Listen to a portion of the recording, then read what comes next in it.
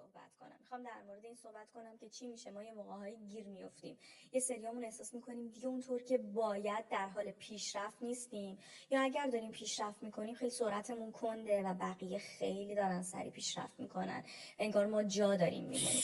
میخوام در مورد این مسائل فکری و ذهنی که یه موقعی برامون پیش میاد و احساس ناکافی بودن بهمون میده صحبت کنم. از اونجایی که خب من چندین ساله که دارم مشاوره میدم، بک‌گراندم روانشناسیه، به افراد زیادی سعی کردم تو این سالها کمک کنم، همیشه با این سوالات و چالش‌ها درگیر بودم که چرا من پیشرفتم متوقف شده، چرا من یه جا وایسادم و از طرفی میبینم که خب خیلی از همدوره‌ایام، همکلاسیام یا آدمایی که حالا تو سوشال مدیا میبینم انقدر سریع دارن پیشرفت میکنن. بریم با هم دیگه واقع بینانه آناتومی پیشرفت رو بررسی کنیم. پوینت اولی که وجود داره و یه فکته، خواهش میکنم اینو بپذیرید، اونم اینه که من پیش‌ورزم در مورد کسی که داره به پیشرفت فکر میکنه اینه که خب اوکی، شماها اینقدر شجاع بودین که شروع کنید، عملگرا هستین، میدونم یه موقعی اهمال کاری میکنید، میدونم یه موقعی ممکن تنبلی کنید، همه آدما درصدی اهمال کاری و تنبلی دارن، بارها در موردش صحبت کردم، ولی طبیعتا کسی که دغدغه پیشرفت داره آلردی آدم تنبلی نیست، آدمیه که کار میکنه، تلاش میکنه، سرعتش رو دوست نداره، دنبال سرعته. بریم جلوتر و حقیقت و فکت اولیه رو بهتون بگم.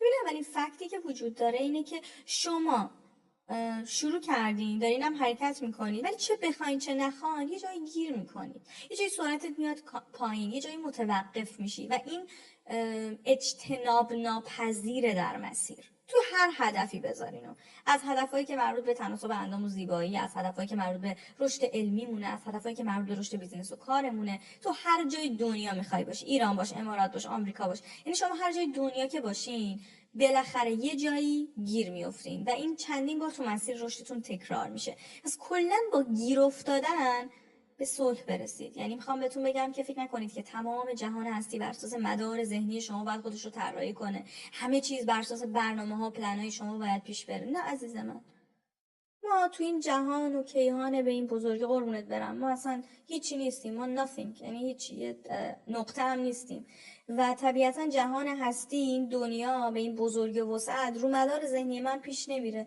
یه جاهایی اصلا من دارم اینوری میرم، دنیا اینوری میشه، نمیخونه با هم دیگه. یه دوستی یه بیزینس خیلی جذابی رو داشت لانچ میکرد، همه چی پرفکت آماده بود، برنامه ریزی کرده بود 3-4 سال روش، یهو کرونا اومد و کل اون بیزینس که وابسته به حضور فیزیکی آدم ها بود به چالش خورد و عملا شکست خورد. ولی خب اون بعد از 1 ماه 2 ماه خودش رو جمع کرد و از زیرساختی که آماده کرده بود استفاده کرد که بتونه تو فضای آنلاین بیزینسش رو با یه سری تغییرات لانچ کنه و همون باعث شد که اصلا 10 برابر اون اعدادی رو که تخمین زده بود میتونه از حضور آدم‌ها در بیزینس خودش به دست بیاره از طریق پلتفرم‌های آنلاین به دست آورد و خیلی خیلی بیشتر از اون چیزی که فکرشو می‌کرد به واسطه اینکه بیزینسش رو آنلاین کرد تونست پول بسازه. ولی باز اون گلدن تایمش همون 2 سال کووید بود. بعد از کووید دوباره دچار یه افتی شد و نیاز داشت به یک تغییر و یک لول اپ. حالا میخوام اینو بهتون بگم که دنیا رو مدار برنامه ما نمیچرخه، یه جایی بهتر سورپرایزمون میکنه، دمش هم گرم. ما اینجا رو کم میبینیم، یه ذره بی‌انصافیم. یه جایی هم نه، بدبیاری و بدشانسی اونا رو خوب میبینیم، بولدش میکنیم، میگیم من بدشانسم، فلانی خوش شانس بود. نه عزیزم، بدشانسی و خوش شانسی واسه همه هست. مهم اینه که تو آمادگی استفاده از شانس تو داشته باشی و مهمتر اینه که جایی که بدشانسی پیش میاد بحران‌ها رو هم بتونی به فرصت تبدیل کنی و این 80-90% مایندسته، کاراکتر مایندسته. بریم جلوتر. پس ما یه جای گیر میافتیم و این خیلی نرماله و شما باید این موضوع رو بپذیرید. اما چند تا موضوع بهتون کمک میکنه وقتی گیر میافتید زود بتونی راه حل پیدا کنید. یکی اینکه بازی بلند مدته. بارها اینو گفتم. من اولین بار وقتی بازی بلند مدت رو گفتم یک کلمه غریبی بود در فضای توسعه فردی فارسی، چون ما تو ایران کلمه بلند مدت وقتی میگیم سری میگم برو بابا بلند مدت تو ایران تو نمیدونی فردا قیمت دلار چنده، میگی بلند مدت. ولی وقتی من اومدم کامل توضیح دادم بازی بلند مدت یعنی چی، اصلا این واژه پخش شد. یعنی من تو این 2 ساله دارم میبینم چقدر اساتید دیگه، دوستان دیگه واژه رو جسورانه دارن استفاده میکنن و خوشحالم، چون شما زمانی موفق میشی که بلند مدت فکر کنی. چون همیشه اینو گفتم، هدف برنده شدن نیست، هدف توی بازی موندنه. هر چی بیشتر تو بازی بمونی حرفه‌ای‌تری، پخته‌تری و بیشتر به دست میاری، شانست هم بیشتره، چون یه درصدی هم قضیه شانس دیگه. وقتی تایم بیشتری تو بازی هستی تعداد دفعاتی که ممکنه شانس خوب برات پیش بیاد هم بیشتر میشه. و اینا همه بحث علمیه، نه بحث صرفا حتی تجربی. تجربه داره نشون میده، علم هم داره نشون میده، یعنی مطالعه و ریسرچ پشتشه. اما نکته‌ای که وجود داره اینه که ما باید حواسمون باشه بازی بلند مدته و من دارم توی بازی بلند مدت پیش میرم، ولی امروز که من قدم‌های اولیه‌مو دارم برمیدارم، برای اینکه بتونم تحلیل درست کنم، اشتباهاتم رو قله‌گیری کنم و توی یک راه و مسیر درست پیش برم، من باید بازه‌های این مسیر بلند مدت رو به یک سری بازه‌های کوتاه مدت هم تبدیل کنم. یعنی یه هدف خیلی بزرگی که دارم رو به یک سری اهداف جزئی تبدیل کنم.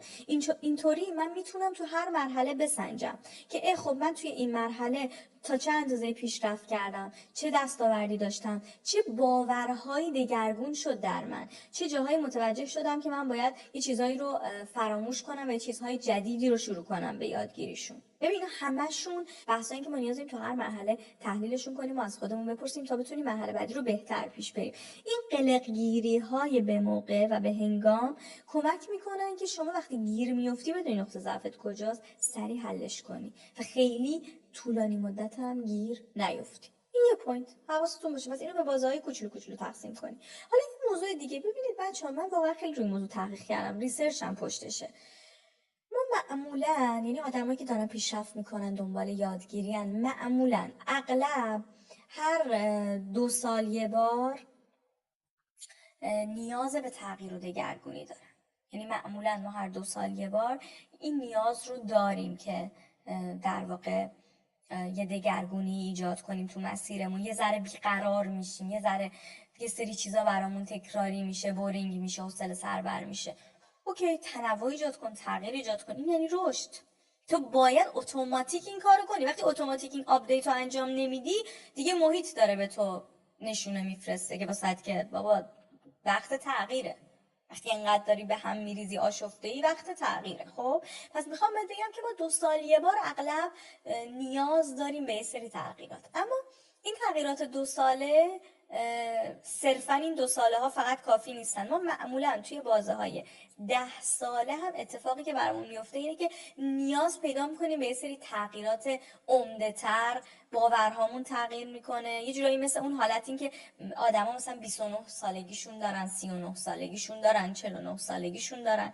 اینا وارد یه دهه جدید میخوای بشی دیگه. پس تو بازهای 10 ساله هم یه مقدار به هم میریزیم و نیاز پیدا میکنیم به تغییر. نکته که مهمه اینه که تو این به هم ریختنه و آشفتگی هیجانی تصمیم نگیر. یهو نزن زیر میز بازی رو خراب کن. نه من دیگه میخوام مهاجرت کنم، نه بیزینس رو میبندیم، نه نمیدونم جدا میشم. نه این کارو نکن. بچه بازی در نیاریم. همیشه آدم از تصمیم هیجانیشون خوردن. تحلیل کن، بررسی کن و ببین که این فصل زندگی میخوای روی چه پارتی بیشتر وقت بذاری و عمیق بشی و پیش ببریش. این قشنگه، این طرز فکر درست و قشنگیه. پس اینم دوست داشتم بهتون بگم که حتما حواستون باشه که این بازه‌های 2 ساله و 10 ساله بازه‌های بسیار جدی هستند. گاهن مثلا کسی بوده 2 سال پیش مهاجرت کرده، 2 سال بعد مهاجرتش احساس می‌کنه که من باید برگردم. نه دیگه من اشتباه کردم، مهاجرت خوشحالم نکرد. نه عزیز من، تو بعد 2 سال نیاز به یک تنوع داری. شاید اینجا لازمه که لوکیشن خونه‌تو عوض کنی، شاید لازمه برای ارتقای شغلی خودت یه قدمی برداری. ولی شما اگر که دقیق باشید یاد میگیرید که جوری تنظیم کنید برنامه‌هاتون رو که این لول اپ آلردی تو اون 2 سال برای شما پیش بیاد. یعنی تو بعد از 2 سال یه جوری سطح درآمد تغییر کرده باشه، یه جوری سیستم زندگی تغییر کرده باشه که خیلی راحت‌تر بتونی اون لول اپ و تغییرت رو ایجاد بکنی. و گاهی هم نمیشه، گفتم زندگی رو مدار برنامه‌های ما نمیچرخه و گاهی شما یه جاهای کنترین، یه جای تندتر. بپذیرید، در صلح باشید. آدمی که منعطف‌تره همیشه اتفاق بهتری براش میفته دیگه. این یه نظریه ثابت شده است. اون گونه باهوشتر گونه خردمندتر نیست. اون گونه خردمندتریه که سازگارتره و منعطف‌تره. ولی سازگاری که دارم ازش حرف میزنم از جنس انفعال نیست، یک سازگاری پویاست برای بهتر زیستن. حواسمون باشه، منظورم نیست که آقا هر چی شد تسلیم شو بگو اوکی من خودمو وقف میدم. نه، یعنی پویا باش، یعنی متناسب با شرایط سعی کن که حتی از بحران‌ها فرصت بسازی برای خودت. پس این از این موضوع. پس ما از یه تایمی به بعد خیلی نرماله که میریم توی فضای گیر افتادن و به هم ریختن و اینا، که یه توضیح کلی بهتون دادم. یه ذره بریم جلوتر.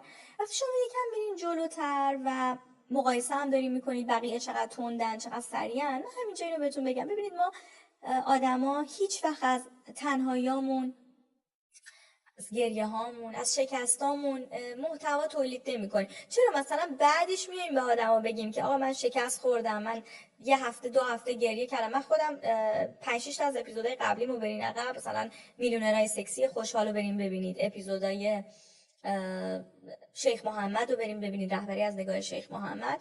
من خیلی صدام گرفته است، خیلی غمگینم.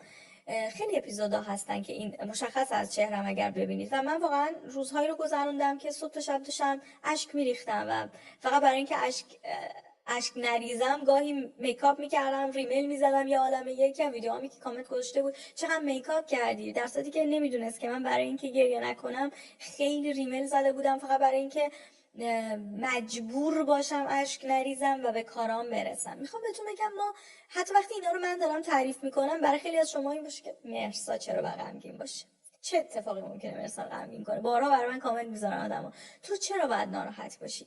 درسته که غم یه بخشی از احساساییه که ما تجربه میکنیم و همه ما یه جاهایی میشکنیم، و وقتی تو آدمی هستی که کارهای بزرگ میکنی و شجاع هستی، طبیعتا تو کارهای بزرگ و شجاعت‌های بزرگ شکنندگی‌های بزرگ هم وجود داره.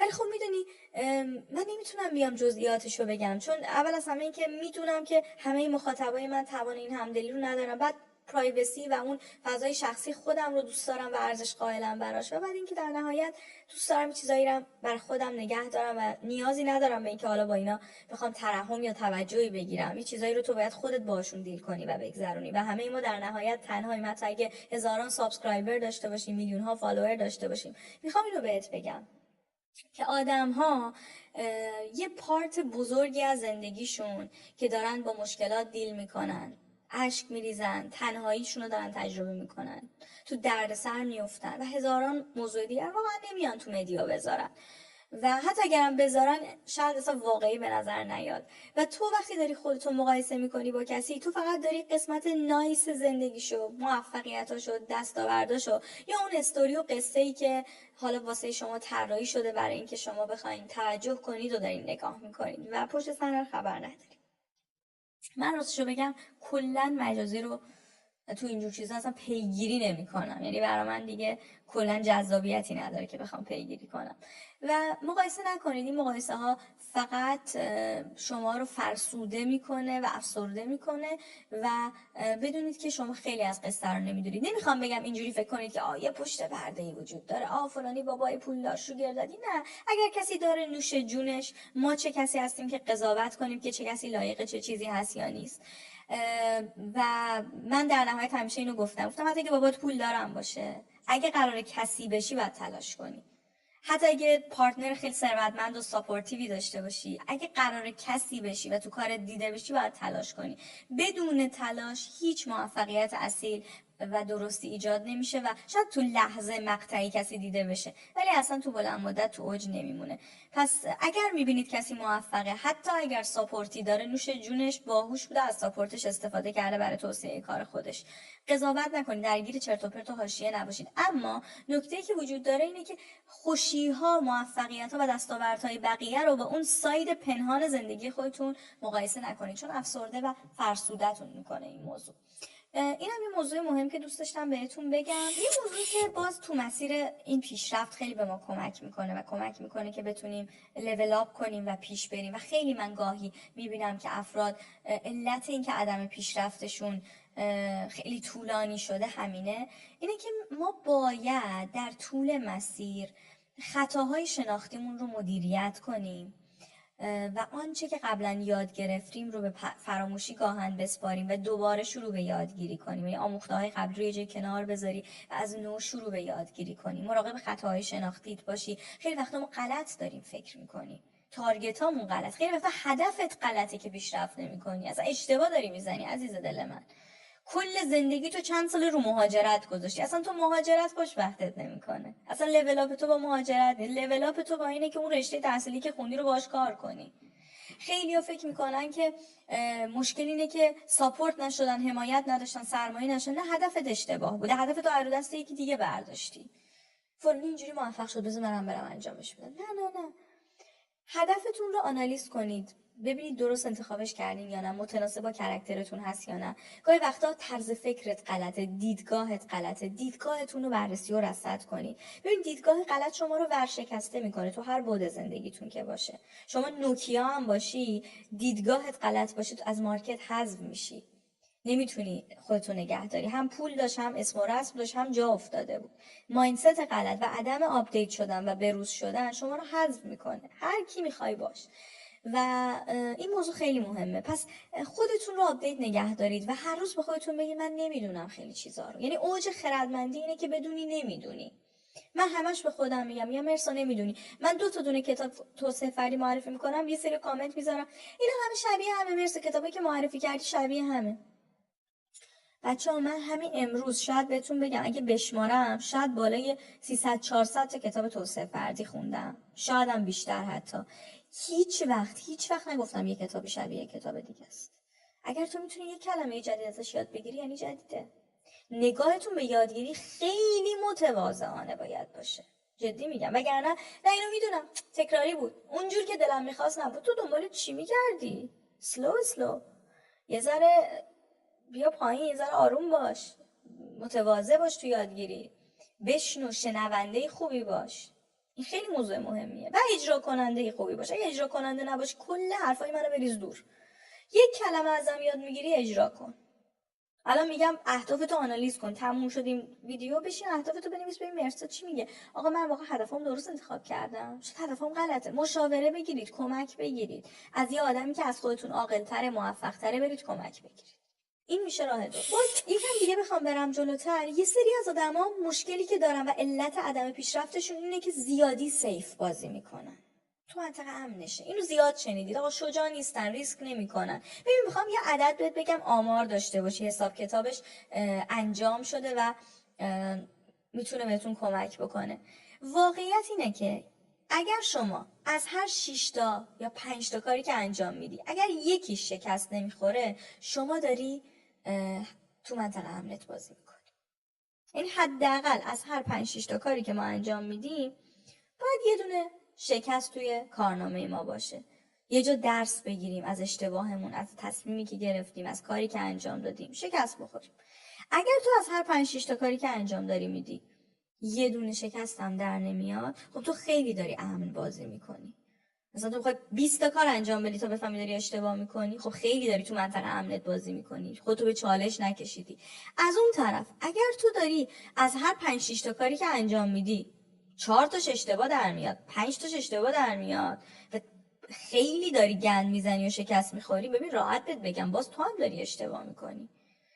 عزت نفست تموم میشه. تو وقتی 5 تا کار میکنی 4 تا شکسته، به خودت میگی ببخشید من چرا اینجوریم؟ چه آخه هر دست رو هرچی گذاشتیم شکست خوردیم. خب بازم داری اشتباه میکنی، قربونت برم، اینم درست نیست. تو شنیدی میگن شجاع باش، شنیدی میگن اقدام کن، ولی نگفتن که سرتو بکوب توی دیوار. شما میانگین یکو در نظر بگین، یعنی من از هر 6 تا کاری که انجام میدم 5 تا کاری که انجام میدم یه بار باید اشتباه کرده باشم و درس و خردشو بگیرم برم جبران کنم تو مرحله بعدی اجراش کنم. نه اینکه من از هر 5 تا کار 4 تا کارم شکسته، از هر 6 تا کار 5 تا کارم شکسته. غلطه. این شما رو رشد نمیده. یعنی یا کلا زیادی خوشبینی، فکر کردی دنیا خاله بازیه، فانه، جمعه دوره هم خوش بگذرونیم، یا مشکلی که داری اینه که ارزیابیات غلط از توانمندی‌های خودت، فهم کنی پس همه چی برمیاد، اینم غلطه. یا موضوعی که وجود داره اصلا مسیر تو نمیدونی چیه، مسیر تو اشتباه انتخاب میکنی، فریب میخوری. ببین مشکل تو پیدا کن، هدفای اشتباه بر خودت برمیداری. آقا یه آدمی که خیلی آدم خجالتی و کمرویه یهو میگه من میخوام کارآفرین شم، نمیتونی. تو اول باید کمرویی رو درمان کنی بعد کارآفرینی رو فکر کنی بهش. خیلی موضوع مهمی. پس اینم موضوع مهمی بود. نه شکست زیاد خوردن خوبه، نه شکست کم خوردن. میانگین رو بهتون گفتم یه عدد بود میتونی باش محاسبه کنی. حالا ممکنه توی کیس‌های مختلف این بالا پایین بشه ولی یه حدود خوبیه. و نکته که مهمه اینه که شکست‌های زیاد عزت نفستون رو میدزده. آدم بدون عزت نفس نمیتونه موفق شه. اگرم موفق بشه اینقدر بقیه رو چنگ میندازه، حال بقیه رو بد میکنه که عملا داره به جامعه آسیب میرسونه. کاش موفق نشه اصلا. به نظر من آدمایی که به یه جایی میرسن رنج میدن بقیه رو، اصلا حرفه‌ای نیست، اصلا قشنگ نیست. این موضوع رو هم خواستم بگم بهتون. در ادامه اگر بخوام بحث پیشرفت رو تکمیل بکنم، برای اینکه پیشرفت کنیم باید صبور باشیم. همیشه گفتم برای کسی که صبورانه تلاش میکنه همه چی به موقع اتفاق میفته. به بقیه کمک کنید. اگه گره تو کارتونه، اگه پیش نمیرید، این واقعا جوابه. کار یکی دیگر را بنداز، به یکی دیگه کمک کن. ببین یه آدمی که از تو در یک مرتبه شاید پایین تری امروز و تو قدرتی داری که میتونی براش کاری بکنی، چطور میتونه مشکلش به دست تو حل بشه. اگر تو مشکل دیگری رو بتونی حل بکنی، گره دیگری رو بتونی باز کنی، به شکل معجزه آسایی در زندگی خودت مسائلت حل میشه و معجزه رخ میده. انگار که ما اصلا جهان هستی اینجوری طراحی شده. انگار ما وقتی به هم دیگه کمک میکنیم برکت و فرصت‌های فوق‌العاده توی زندگیمون ایجاد میشه. من اینو بهش ایمان و باور دارم و اینو جزء پارت معنوی زندگی خودم میدونم. همیشه سعی میکنم ببخشم، کمک کنم، بتونم یه ارزشی رو ایجاد بکنم برای عزیزانم، دوستانم. و وقتی که شما مایندستت این شکلیه، اولین اتفاقی که میفته اینه که چون شما خودت حل کننده مشکلات دیگری هستی، قدرت رو احساس میکنی در خودت، احساس انفعال نمیکنی. یعنی به خودت میگی خب من تونستم مشکلی که دیگر رو حل کنم، من قدرتمندم، من ارزشمندم. الان در زندگی خودم، در کار خودم مشکل دارم ولی من آدم قدرتمندیم، من جای دیگه گرهی رو باز کردم. و همین مایندست باعث میشه تو راه حل مشکل خودت رو هم سریعتر بتونی بهش برسی. حالا جدای از اون بحث معنویش که درهای بسیاری به روی ما باز میشه و اصلا کمک میرسه، حتی خودت هم قدرتمندتری برای اینکه مسئله رو حل بکنیم. پس این مایندست رو داشته باشین، کمک کنیم به هم دیگه. دنیای امروز ما رو به سمت خودخواهی میبره. دغدغه‌های ما رو خیلی وقتا راحت بگم چرت و پرت کرده. دغدغه خیلی از ماها به واسطه تبلیغات سوشال مدیا شده این که آقا من برم پروفایل هرمسمو قوی کنم، برم دمپایی و دم کروات و روسری بخرم که بتونم یه روزی یه کیف گرون بخرم، که من حتما فلان کیف لویی ویتونو که فلان بلاگر داشته باشم، که حتما ست لوازم آرایش من برند های لوکسی باشه. ببین این دغدغه‌ها قشنگه ولی به شرط اینکه تو فقط دغدغه‌هات اینا نباشه.